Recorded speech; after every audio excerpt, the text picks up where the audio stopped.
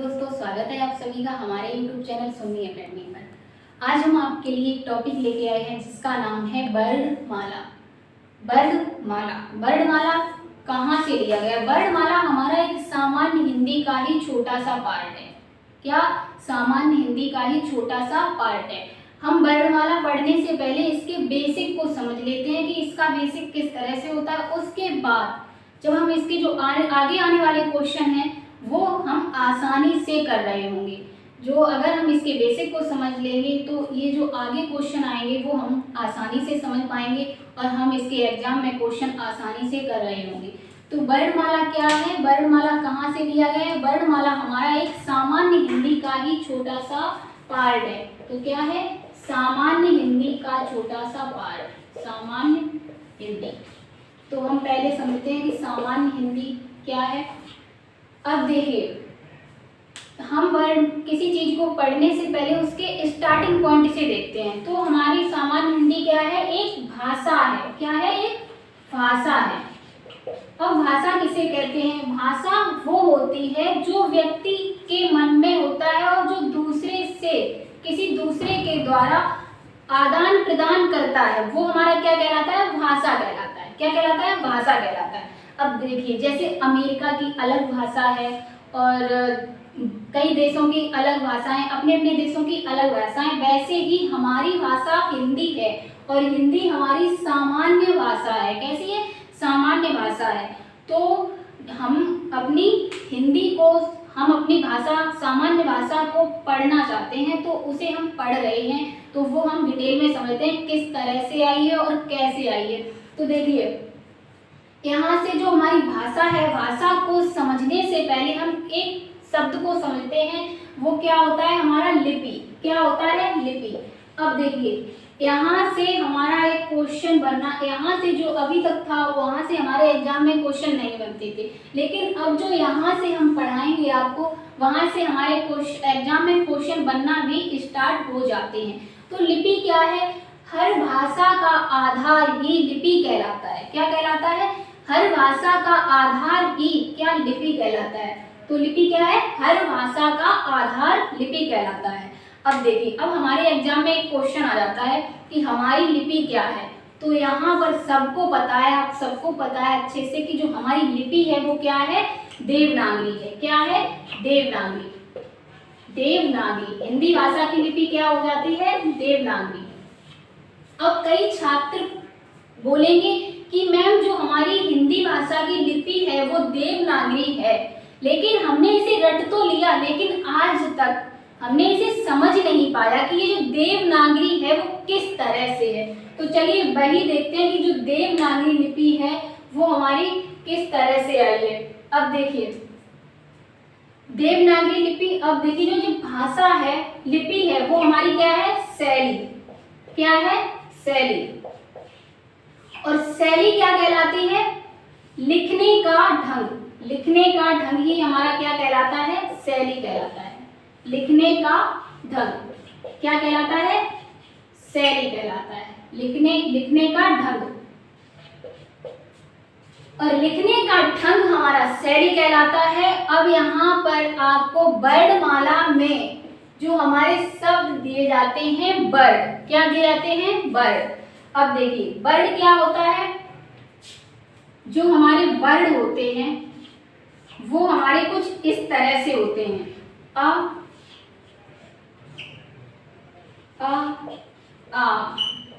अब जो ये अ और आ है, ये हमारे जो लिखने का ढंग है, यही हमारा क्या कहलाता है? शैली।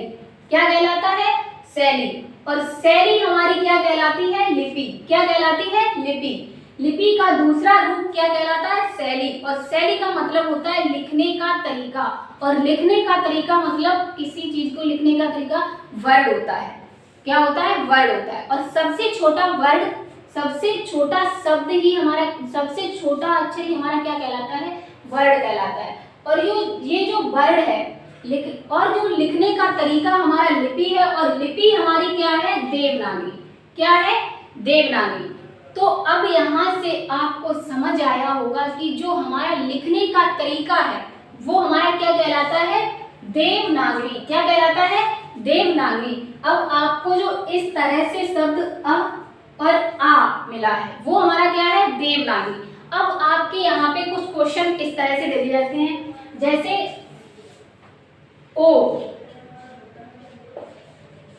इस तरह से शब्द मिलेगा, और आपको अंग्रेजी भाषा में जो शब्द मिलेगा वो ओ इस तरह से मिलेगा। और एक शब्द जैसे ए, तो ए हमारा इस तरह से मिलेगा, और जो अंग्रेजी भाषा में हमारा ए होगा, एक इस तरह से होगा, एक इस तरह से होगा। तो एक कैपिटल है और एक स्मॉल है। तो ये जो लिखने का ढंग है, ये वाला लिखने का ढंग हमारा क्या कहलाएगा, देवनागरी। क्या कहलाएगा, देवनागरी। और जो इस तरह से लिखने का ढंग है वो हमारा क्या कहलाएगा, जो हमने इस तरह से अंग्रेजी भाषा में जो लिखने का ढंग है वो हमारा क्या कहलाएगा, रोमन। क्या कहलाएगा, रोमन। अब देखिए यहाँ से भी हमारे एग्जाम में क्वेश्चन दे दिया जाता है कि अंग्रेजी भाषा की लिपि क्या है, क्या है। तो अंग्रेजी भाषा की लिपि हमारी क्या हो जाएगी, रोमन, क्योंकि जो अंग्रेजी भाषा का लिखने का ढंग है वो इस तरह से है, और जो इस तरह से लिखने का ढंग है वो हमारा क्या कहलाता है, रोमन। तो अंग्रेजी भाषा की लिपि क्या हो जाएगी, रोमन लिपि। क्या हो जाएगी, रोमन लिपि। और जो इस तरह से लिखने का ढंग है वो हमारा क्या कहलाएगा, ओ और ए। तो इस तरह से लिखने का ढंग हमारा क्या कहलाएगा, देवनागरी लिपि। क्या कहलाएगा, देवनागरी लिपि। अब आपको समझ आ गया होगा ना कि जो लिपि है देवनागरी वो किस तरह से, वो हमारा लिखने का ढंग ही क्या कहलाता है, देवनागरी लिपि। अब यहाँ से एक क्वेश्चन और बन जाता है कि एग्जामिनर पूछ लेता है कि जो देवनागरी लिपि है वो किस तरह से, किधर से लिखी जाती है। तो हमारी देवनागरी लिपि है वो बाएं से दाएं लिखी जाती है। किस तरह से, बाएं से दाएं लिखी जाती है। आप इधर से आप कोई शब्द लिखते हैं तो ऐसे चलते हैं ना, ऐसे, इधर से इस तरह। तो ये हमारा क्या होता है, बायां, और जो इधर साइड हम जाते हैं वो हमारा क्या होता है, दायां।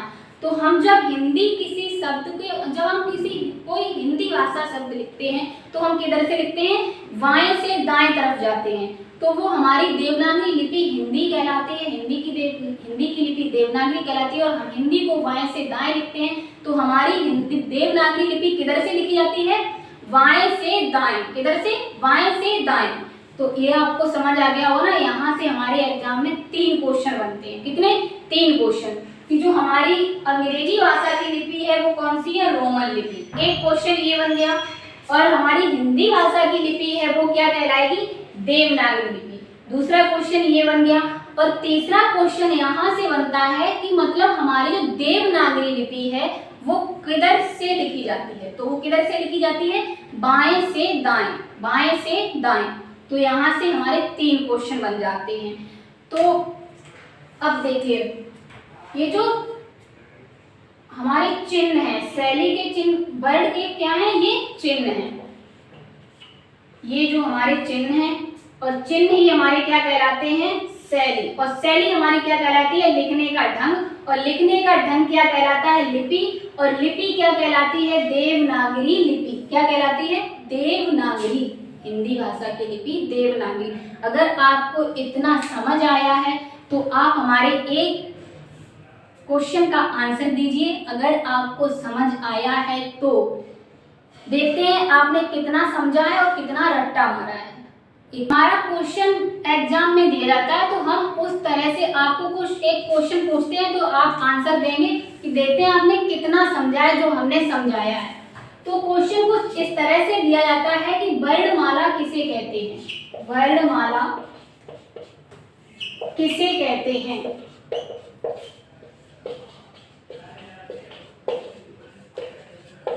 हमारे एग्जाम में आया हुआ क्वेश्चन है ये। तो यहाँ पर हमारा पहला ए दे दिया जाएगा, शब्दों के समूह को,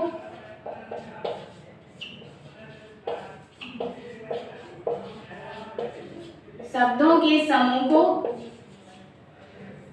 बी अक्षरों के समूह को,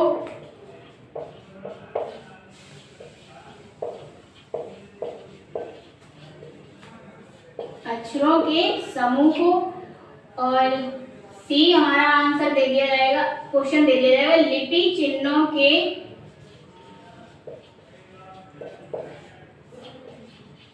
क्रमबद्ध समूह को,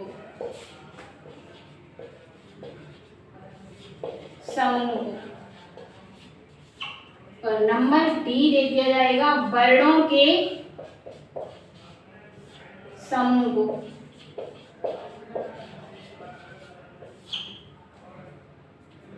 अब यहाँ से ये समझ आता है कि आपने कितना समझा है और कितना रट्टा मारा है। आपके IQ लेवल के बारे में पता चलता है कि आपने कितना रट्टा मारा है और कितना समझा है। तो एग्जामिनर में कुछ क्वेश्चन इस तरह से आया था, शब्दों के समूह को, अक्षरों के समूह को, लिपि चिन्ह के समूह को और वर्णों के समूह को।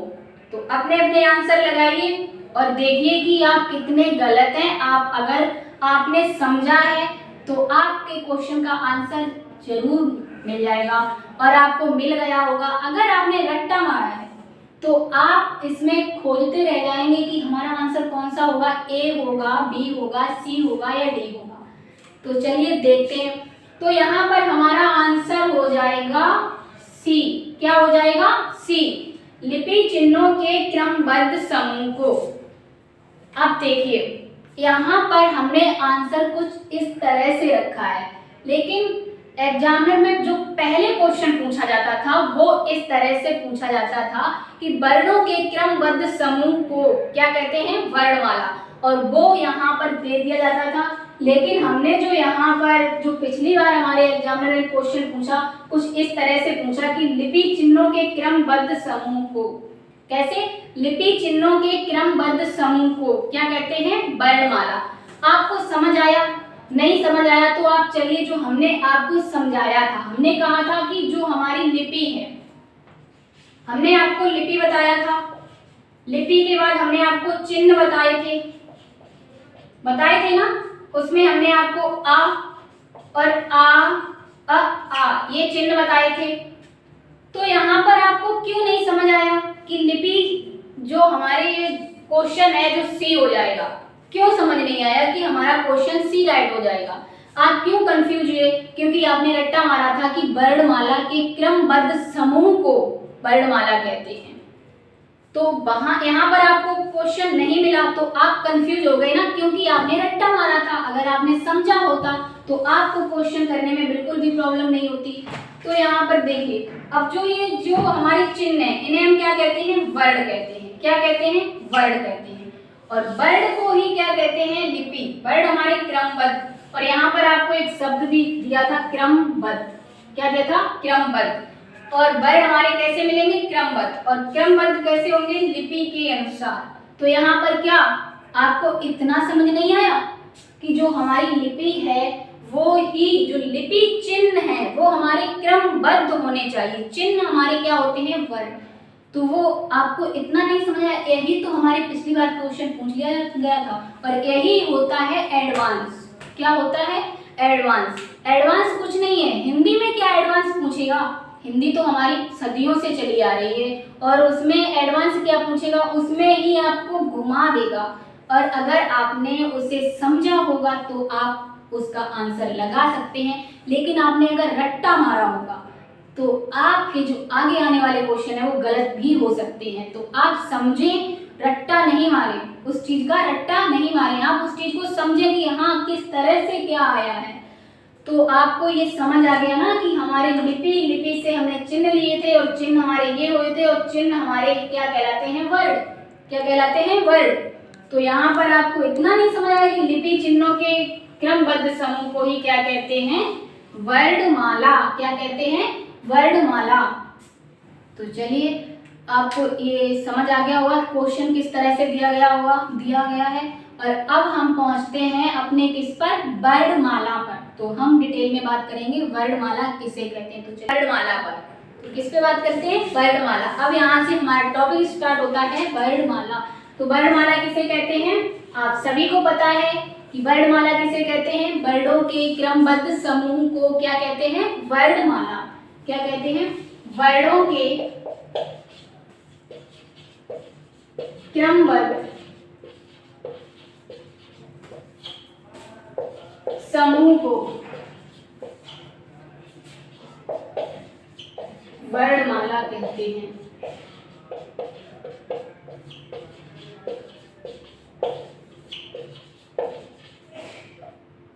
अब देखिए, वर्णों के क्रमबद्ध समूह को वर्णमाला कहते हैं।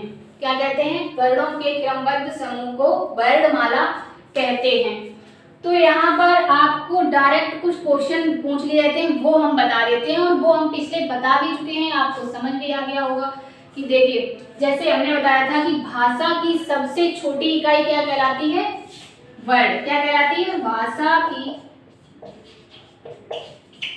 सबसे छोटी इकाई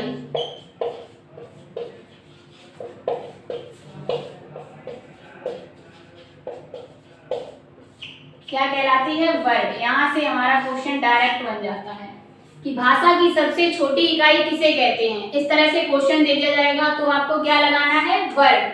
क्या लगाना है? वर्ड। भाषा की सबसे छोटी इकाई क्या कहलाती है? वर्ड।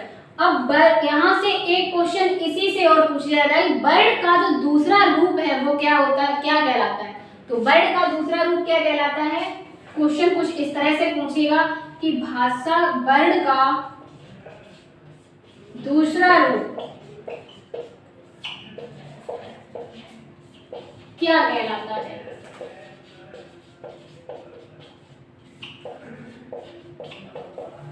तो वर्ड का दूसरा रूप क्या कहलाता है?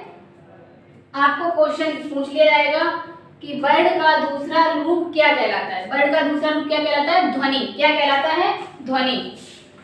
तो क्या हो जाएगा आंसर? ध्वनि।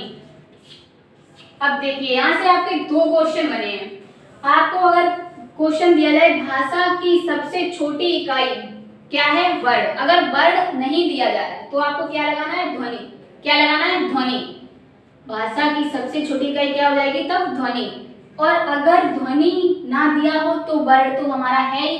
और अगर पूछ लिया जाए कि वर्ड का दूसरा रूप क्या होता है, तो वर्ड का दूसरा रूप क्या होता है? ध्वनि। क्या होता है? ध्वनि। अब एक क्वेश्चन और पूछ लिया जाता है कि भाषा की सबसे छोटी सार्थक इकाई कौन सी होती है। तो यहाँ से एक क्वेश्चन और बनता है, भाषा की सबसे छोटी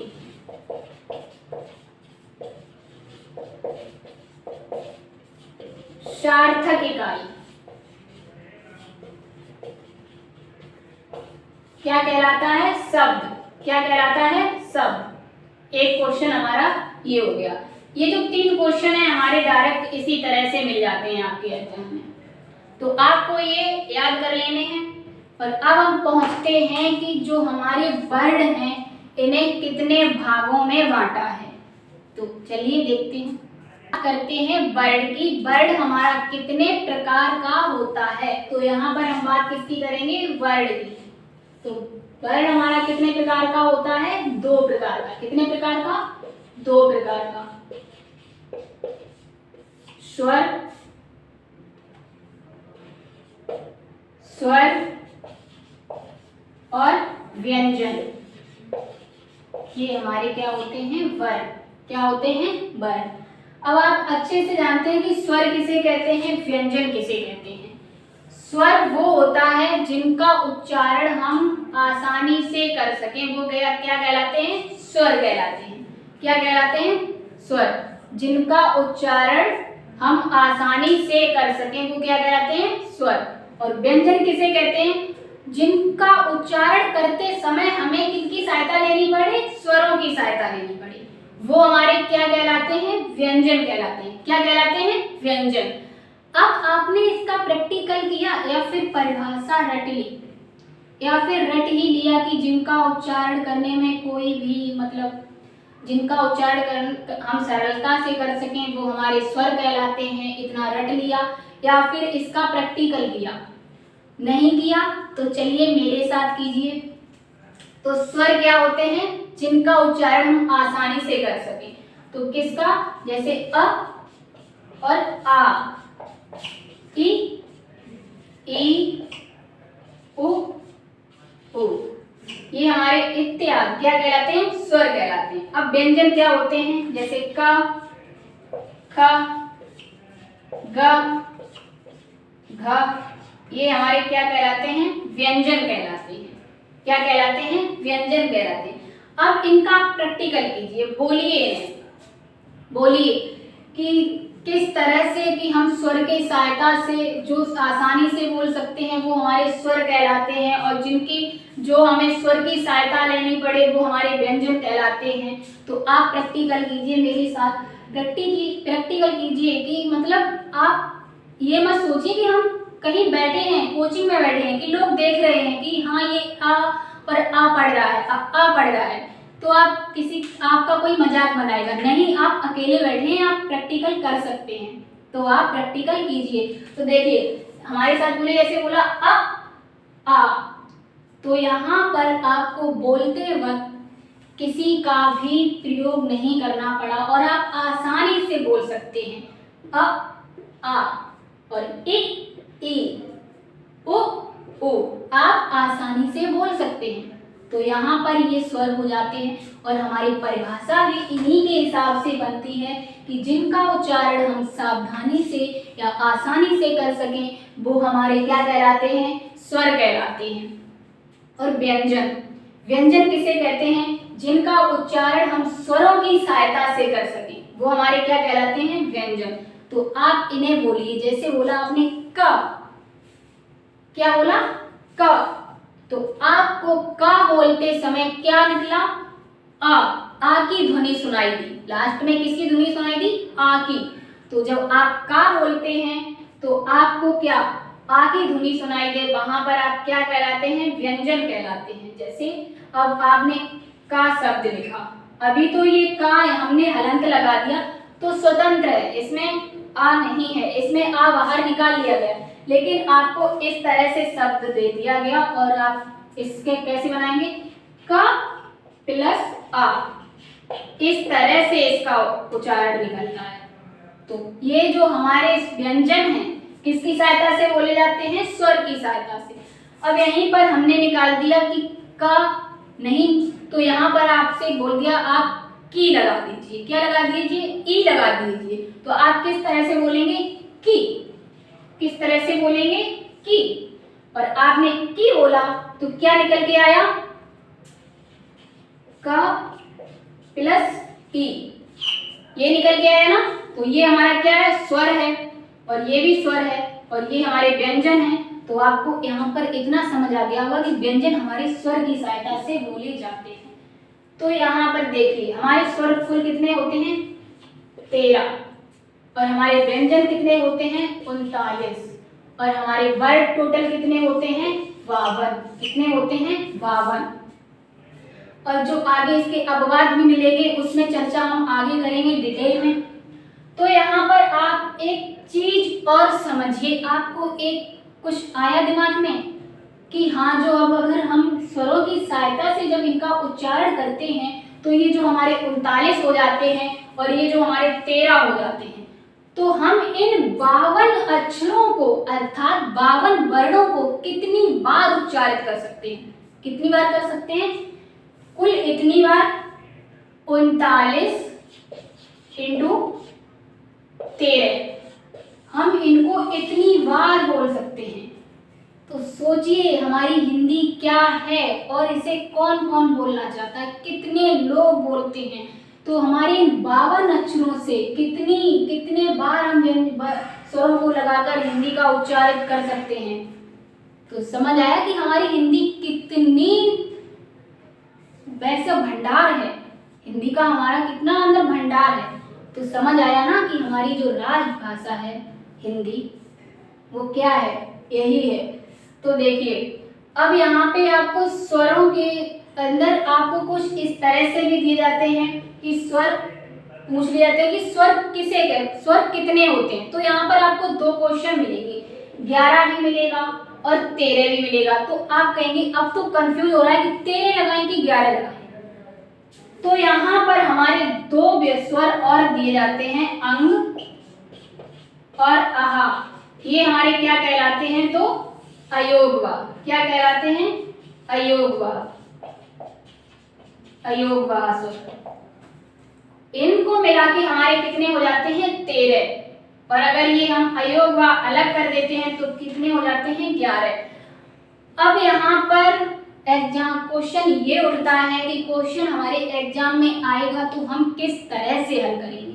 तो यहाँ पर अगर आपको पूछ लिया जाए कि स्वर कितने होते हैं, स्वर कितने होते हैं, तो आपको कितने लगाने हैं 11। और लेकिन पूछ लिया जाए कुल स्वर कितने होते हैं, तो आपको क्या लगाना है 13। क्या लगाना है 13। तो ये डाउट आपका क्लियर हुआ कि किस तरह से आपको उसके एग्जाम जो क्वेश्चन के आंसर देने हैं। तो आपको इतने में समझ आ गया होगा। और आज हमने स्वर और व्यंजन के बारे में समझा और कल हम पढ़ेंगे जो हमारे स्वर के प्रकार कितने होते हैं। तो उसके बारे में जो हमारा स्वर है कल इसके बारे में हम डिटेल से चर्चा करेंगे और आगे पढ़ेंगे। और आज के लिए इतना ही। अगर आपको समझ आया हो तो हमारा वीडियो लाइक शेयर और सब्सक्राइब करना ना भूलें। जय हिंद।